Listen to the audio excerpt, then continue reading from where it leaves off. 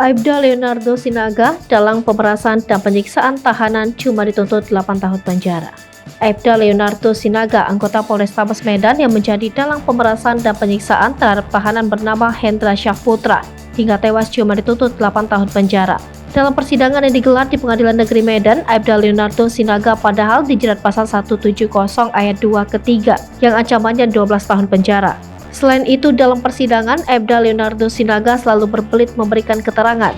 Adapun hal yang memberatkan, terdakwa tidak mengakui kesalahannya dan selalu berbelit memberikan keterangan. Sedangkan hal yang meringankan, terdakwa belum pernah dihukum. Usai mendengar tuntutannya, Aibda Leonardo Sinaga mengaku akan mengajukan nota pembelaan lewat pengacaranya. Atas permintaan itu, Hakim Zufidah Hanum kemudian menunda sidang hingga pekan depan dengan agenda membacakan pledoi. Dalam dakwaan, jaksa penuntut umum disebutkan kasus pemerasan dan penyiksaan yang dilakukan Aibda Leonardo Sinaga terhadap korbannya Hendra Syahputra bermula pada Senin 15 November 2021 sekira pukul 15. Dalam melancarkan aksinya, Aibda Leonardo Sinaga yang bertugas menjaga rumah tahanan polisi Polrestabes Medan mengajak para tahanan lain untuk menganiaya korban.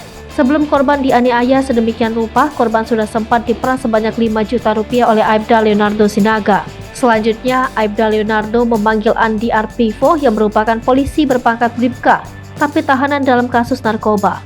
Lewat Andi Arpino, oknum polisi pecandu narkoba ini pula serangkaian aksi pemerasan dilakukan. Buntutnya karena Hendra Syahputra tidak bisa menyanggupi permintaan para polisi dan tahanan. Ia pun disiksa sedemikian rupa hingga meninggal dunia.